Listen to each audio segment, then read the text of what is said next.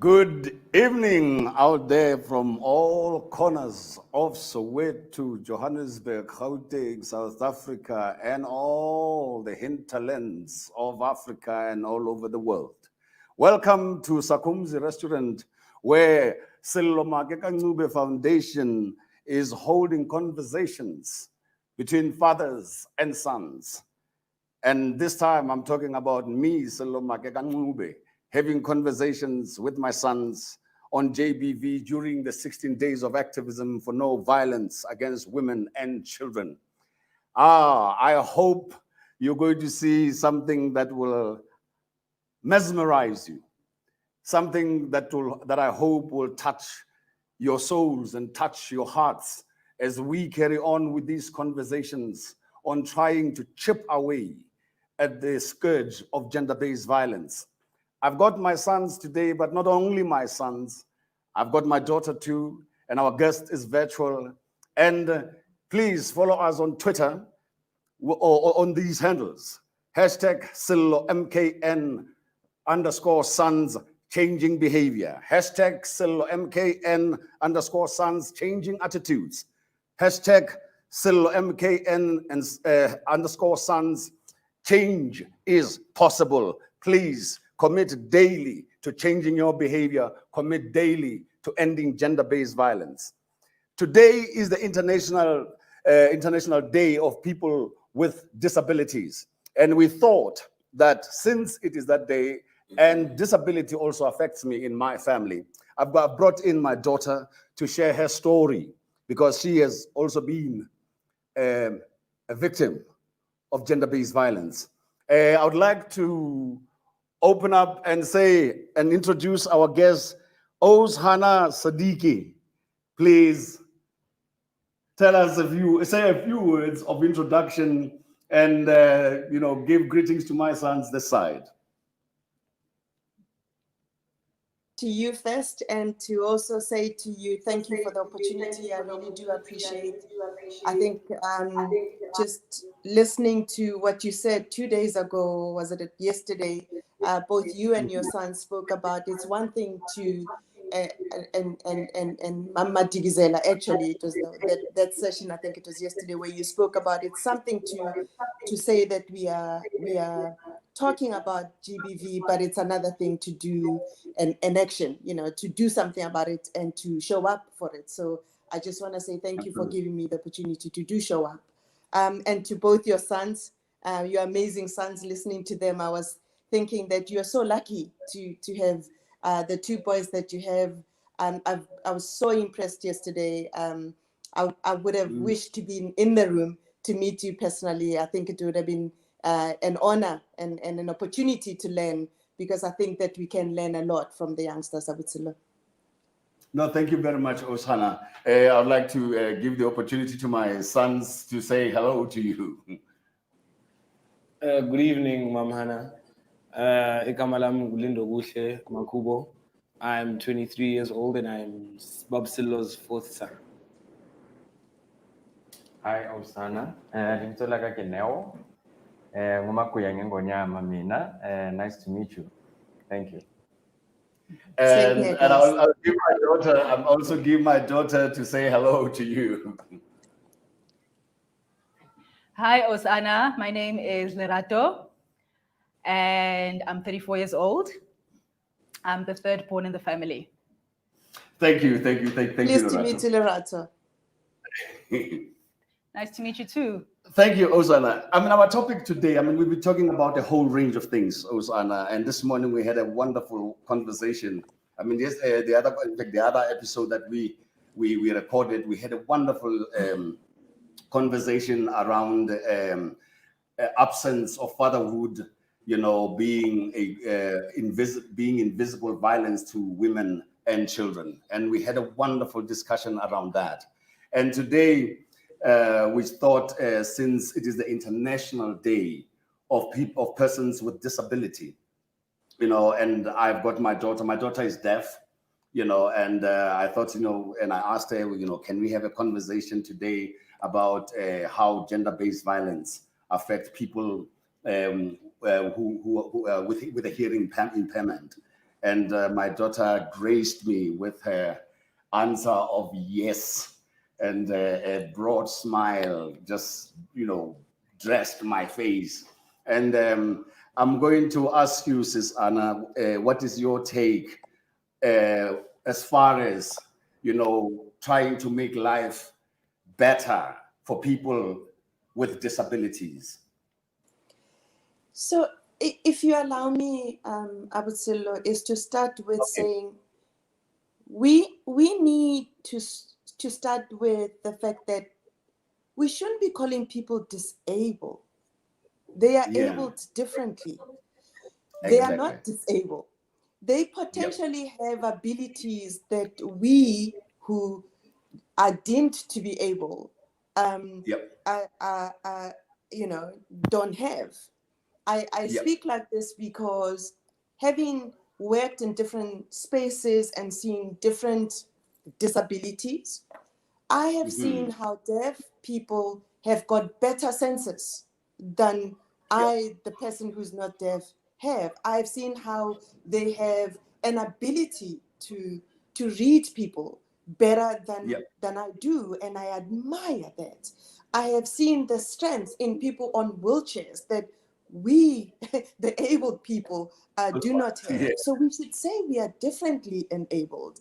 And that for me is a starting point. If we start with that perspective, we will see that we will be able to treat people with respect and acknowledge their abilities that they are given. And actually hone in on using those abilities in employment, in social environments that they have. And so, you know, I have a cousin who's deaf. I had learned how to speak sign language. I've lost it because I don't speak as often now with my work as I did when I was growing up. But I know that she's a much stronger woman than I am. And I've always appreciated that. And I've seen that in family, we've treated her slightly different, as opposed to treating her like just a woman, a mother, a sister, a cousin, an aunt. And I appreciate that about her. And she's an amazing photographer. She has an eye on photography that I don't think I could ever even dream to have. She's made me love photography. She has a much better sense in reading people. And we don't use that, which means we the able people lose out. No, you're absolutely right, Susanna. You know, and also we have a tendency that when we have people, and you say we always keep them on the side and not treat them as part of us, and they're always like just, you know, we actually marginalize them actually. And whereas we talk about not being marginalized by the systems and by whatever, but when we have to embrace, you know, things in our lives, we tend not to. And you know, in fact, I'm tempted even to speak about you know, the very first time we discovered that she's deaf, and the word went around. And I remember people at our church said God is punishing them. And I remember my response to, well, if their God is that kind of a God who punishes, but for me, this time God is saying, I want to show you the other side of life. And I tell you how she has influenced my acting. It's unbelievable. You know, in fact, I should have remembered that, you know, there's a lovely Shakespeare line where, you know, Shakespeare says, you know, to be able to have the eyes that hears, you know, and for deaf people, basically they hear with their eyes. You know, but I would like to give my sons first their opportunity and their take and how it has, well, impacted on them when they discovered that their sister is deaf. Lindo. No, you go ahead. You know, Osana, I think you just read my mind, you know, when you're talking about disability, you know, because, man, I've never taken my sister as a disabled, you know, and hey, and she's a first driver, so you can imagine. I always tell her, like, when I got a boy, when you know, and you know, coming to that point of disability, you know, it just hurts me, you know, like hearing people telling others that people are disabled. You know, I think according to my own definition, I would say probably, but disabled, give it to but don't have anything. They can't do things for themselves. You understand? And one thing I could say, Kuhori, sometimes, as you said, we are able, but you may find there's a lot of disability in ourselves, able people. Because other people, they can see, but they cannot see clearly. Others, they can hear, but they cannot hear us.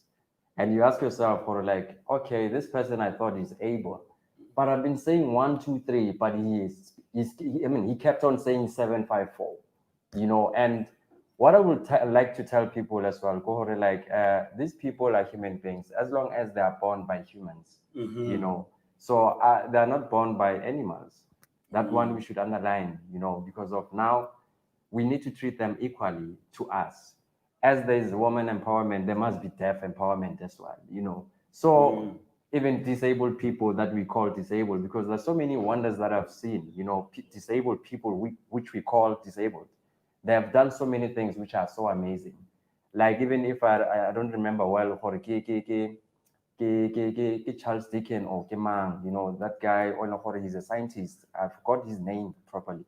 But that guy, he's done so many amazing things that are scientific, but he can't move his head, he can't move his body. You know, the only thing that he can use is his mouth to move to places. And that defines to me as able. I don't know. No, you're right. Lindo, what is your take? I think that guy is Hawkins. I think it's Stephen Hawkins. Yeah? Stephen Hawkins. Not David or something, but I know the surname is Hawkins. Yeah. I think with me, I've never really seen my sister as disabled. And I think that's both a good and a bad thing at the same time, because she's been able to lip read. So I think the bad side of it is we've never made the effort to really learn sign language to accommodate her. But the good thing about it was because we treated her like normal, as part of us basically. So I see it both as a good and a bad thing. Absolutely. I'm going to, yeah, you're right. And you're right on that one, that we have never given ourselves time, but I know for a fact that my sign language may be 1%, because I think I was talking No, it's not the problem. I'm not the problem. Not I think even. maybe She I says can not teach you 1%. more. I can teach you more. say it again, Lerato. So I'm saying that maybe I'm the one with the problem, because I'm not teaching you. I'm the one who's late. It's not your fault. I should be the one teaching you, because you're you're so faulty. I'm the gracious. only girl, You're so I think that's the reason why it's the excuse. I'm the only girl in the family.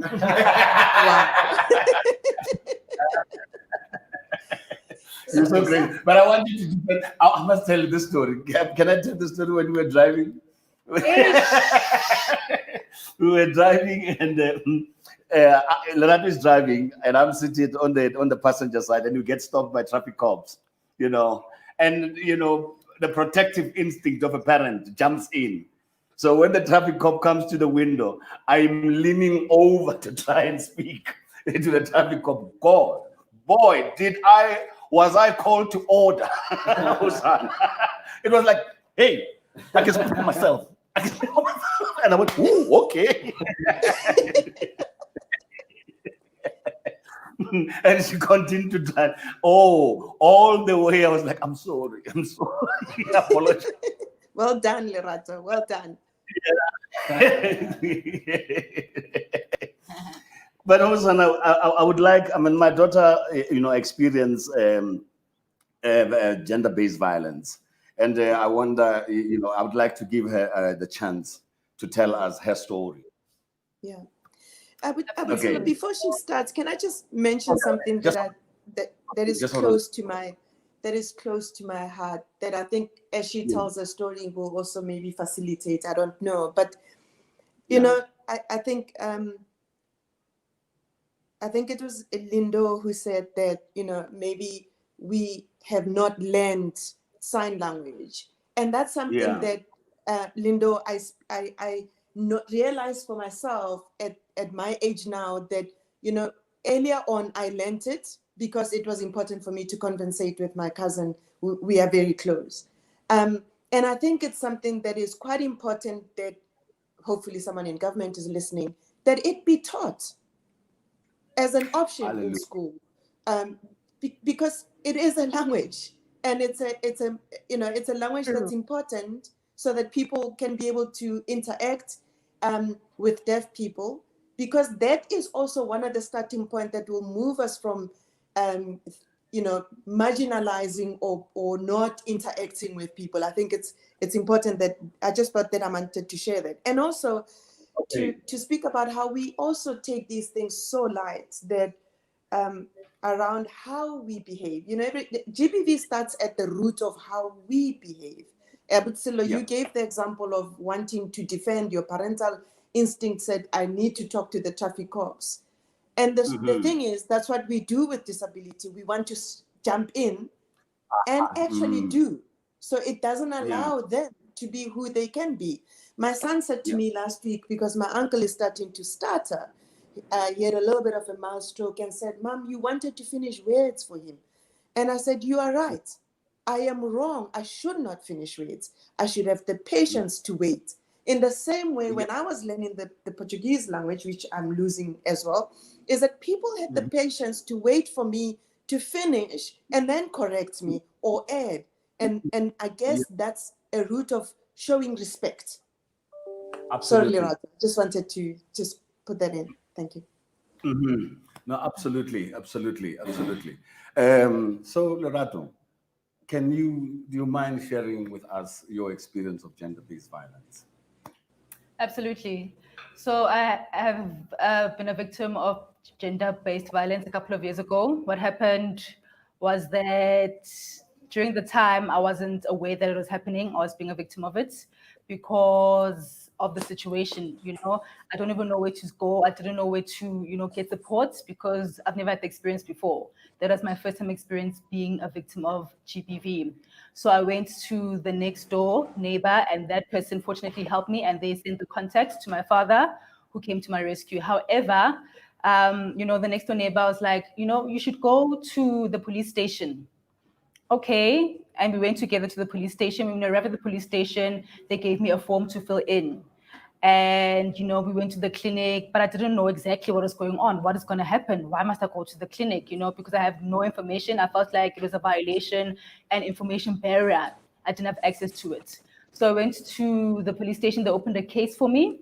But after that, not really sure what happened. There was no follow-up. There was no feedback. I had to go there again to find out what is the case happening. So I felt definitely neglected. There was no support system for me. No one was there to stand up for me and to support me. There was no advice, no way forward, go to this person, go to this contact center. So sure, yes, my father was there, very, very supportive. He always is there, especially with my own wellness and my body health. I felt like, if this is happening to me as a deaf person, you can imagine other deaf people in the community. What are they going through in terms of access to services, access to interpreters? No one can help them. There are no support systems. So that experience taught me a lot, lots of awareness and exposure. Thanks, Michael. And in response from you, Osana. Yeah, I guess it goes back to that point I made, Abitsilo, which is, if this is not a recognized language, it's not even taught, it therefore will never get to public spaces. It will not get to police. It will not get to the hospitals, to the clinics. And you're right, Lerato, so how you felt is exactly how a deaf person will feel, that they would go to a police station and nobody would be able to interpret, and they would not even have an interpreter, because we as a country have not recognized it as such. And I think that we have technology today that could help with those things. There's technology today that government can put in different public spaces where you can do sign language through a bot, and the bot can actually speak over to explain to the policeman, to the doctor, to the nurse in a clinic, to Home Affairs if you're looking for documentation, so that they're able to help you. But we are not thinking about differently abled people. We are not. And my heart goes out to you, and I'm sorry that you had to go through that. I'm glad your dad was there, and I'm glad the neighbors were there to take you through. But the challenge with GBV is that our police system is hugely inefficient. It is. And I can assure you now, I mean, since we went, we haven't heard from them. The last thing they told us that they couldn't find the Lerato's boyfriend, and that was it. And this thing happened which year? And even then, up until now, it's almost 4 years now. No feedback, no follow-up. Almost 5 years. No feedback. I haven't seen them again. And the thing also about our government and our country, our government, they've got the best, catchphrases, social cohesion. How do we take that social cohesion further? Can we see it in practice, not in words? You know what the challenge is? I think where the brokenness is sitting is that we have police working as police without working with people who are looking after the social responsibility. Where is the Minister of Women, Children, and disabled people in the conversation with police, in the conversation with the medical minister? Sorry? No, she was saying Lerato was saying she agrees with you. Yeah, because if those conversations were happening, the cohesion would work. It won't work when people are thinking in silos in their different divisions, as if as human beings we live specific events. You are a full human being as Lerato. You go through life events that need to be catered for across your life. And they need to be catered for by the government that understands you as a full human being. But they don't understand us like that. They don't understand us like this, and therefore cohesion is not going to be there. The strap line is a strap line. It's not made active. Loretta, what are your feelings? What is your response to what Osana has said? Absolutely, Osana, I agree with you that social cohesion is just a word, but in terms of execution and implementation, it doesn't, work. So especially with the deaf community as well, there've been lots of victims or people who've been survivors of GBV, and access to the police station. They keep saying that they'll learn sign language, but they don't know and they don't take the initiative to learn the language. So they'll say, yes, we'll implement and we'll have systems in place. Should a deaf person come if they need communication? But what always happens is that, let's say a person is a victim of abuse, the police station or the police officer feels frustrated with the deaf person who's the victim, and even with the interpreter as well. They say, yeah, I know the sign language, but sometimes when they meet the deaf person, the interpreter themselves does not know, the dialect of the deaf person, which is a big misinformation. So information is dropped when the statement is taken. And lots of frustrations within the deaf community because it feels like our right to information is violated. And it's a big problem because we can't solve it and we haven't found solutions. So we've had a deaf person who's been arrested, but they didn't explain to them what their rights are, what is the situation. They went to court, no interpreter in court. What happened to the case? They just arrested the person for no reason. There was no witness, no interpreter. So as a deaf person, my access to all of these services is violated. It's a big problem, Hannah. Absolutely. Absolutely. Yes, Osana. No, I'm agreeing with Loretta. I'm saying absolutely. It's almost like, and that's why I'm appreciating what you're doing, Abutsolo, is that you're tackling within GBV, you're tackling the different aspects that make up GBV. I don't think this is the first time for me where I've, I won't give up my age, but I'm way above 50. Oh, by the way, now I have a son same age as you, and is my last son. So your dad is catching up to do because my 4 sons are much bigger than his children. So what I've appreciated is that you're not tackling GBV at a general point. You're saying there's aspects within that we need to be talking about. I guess the next thing is how do we get government to see these points? How do they listen to these conversations that we are having and work on addressing? I was listening on my way this morning to the airport when one of the organizations were speaking about the fact that they've actually drafted something that had to do with GBV and shared it. But we are not policymakers. How do we influence this? Is, I guess I would say, a legacy that you and me and other people need to start thinking about. How do we force influence in government to change their policies in alignment with that? Yeah, gents, your responses, what are your feelings? I think for me, it's more, I've never, been, like aware of what goes on, like to that extent, you know what I mean? So it's a huge eye opener for me. I can imagine frustration that, Larato goes through.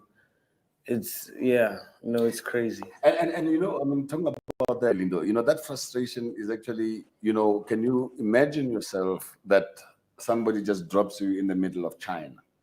Yeah.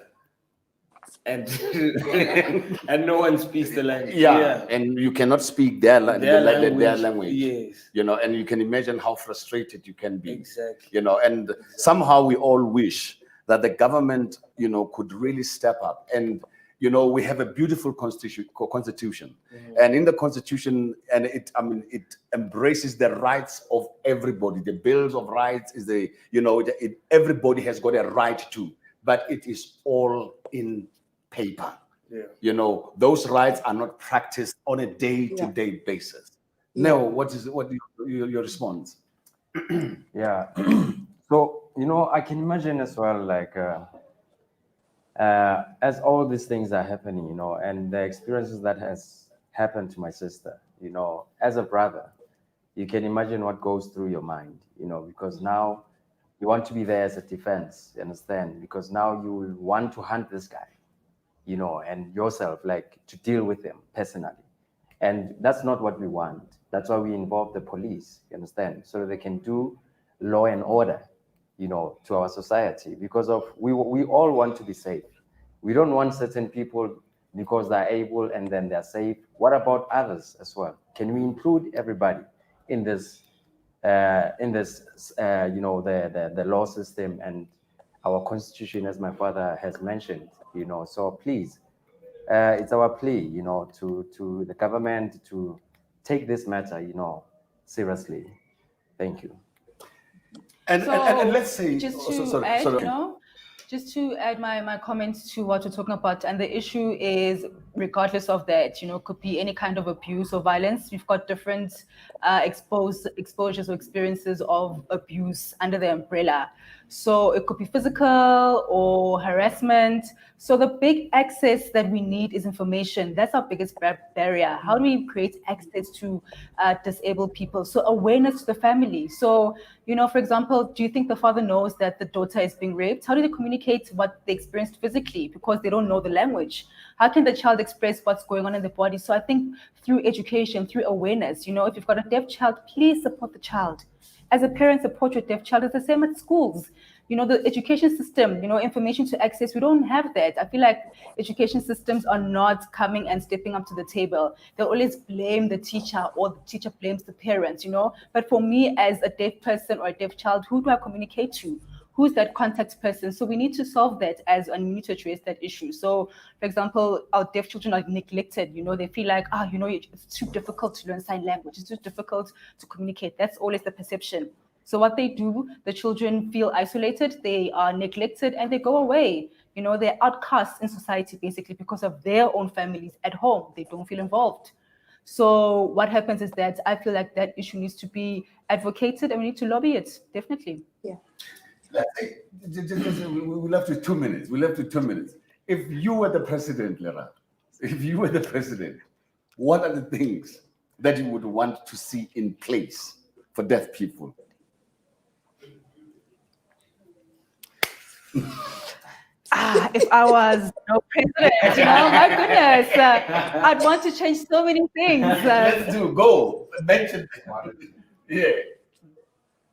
Okay, so first and foremost, you know, sign language has to be recognized. That's the first and foremost as an official language. Secondly is access, please. Access to information. So access to services, different kinds of services, and also employment, please. You know, opportunities for economic access, please. More jobs. President Lerato Makakanumbe. Thank you. Mel, if you the Yeah, president. I just wanted to say, you know what? Okay, able people, can we be the voice of the disabled? You know, so that we can be able to fight this, you know, problem together. You know, and adding again, I wanted to say something, but it slipped my mind. Yeah, but it's old okay. age, old age. Let's be the voice. Yeah. Please, let's be the voice. Lindo, your last words. Yeah. I think it's incumbent on us to actually, you know, put in more effort towards understanding the deaf society, not necessarily just the deaf society, but, you know, the disabled society. So yes. Hannah, your last words. Yeah. My last words. I'm with Neo on this one. And I'm with Lerato, which is, you know, let's start at home in making sure that we treat our family members, our friends, not as disabled but differently abled. Let's inculcate that in communities when we see it. You know, someone said to me, GBV doesn't start at someone being at 23 doing something wrong. It starts with, you know, when are ushapile or do you actually go? So it's, are we having the conversation in the communities where you see something wrong, you go, no, you don't treat that person like that just because they don't have a voice. How do we encourage in schools, in workplaces? And workplaces for me is big, Abutsilo, because it's easy for us to say, you know, we are employing disabled people, but if the environment is not conducive to what Lerato just said, access to information, it doesn't help. You know, my experience of you know what we had done in the previous time was that we wanted to employ a lot of people who are blind in the call center, and we employed them because they have a better listening ear than actually Yeah. people who can see. To what I think, I don't remember whether it was Lindo or Neo who said that. And they are the most amazing people, but the environment had to be right. The access to information for them in the manner that they can see through Braille had to be right. And the noise levels in that space had to be right. So the environment is so, so, so important. If I was the president, Lorato, I agree, in all these places, it would have to be part of how we show this cohesiveness. Osana, thank you, and let me thank you And for, thank you, for Lorato. I remember some you of know, the sign language. Thank you. yeah. Thank you so much, Osana. Thank you. Yes. And Osana, thank you very much, Same Ma, to for, me. Thank you. you know, thank you for giving us your time, taking your time, taking time off to engage us, to engage my sons. And, I think they've taken a lot from what you have said. And we've all taken a lot. As I speak, my heart is swollen with a combination of joy and sadness. Happy that we've had this conversation, but sad that we have to live with these kinds of problems. Thank you very much. And let me thank you, my son, and let me thank you, my rose among the thorns. Thank you, my baby. Thank you. Thank you. Well, we've come to the end of the show, and you've had it all. And I hope we take something to our homes and make sure that let us take care of those, or just open the world for those we think they are disabled. As it has been said by Osana earlier on, they are abled differently, and it is true. What they can do, some of us who are assumed to be able, we cannot do.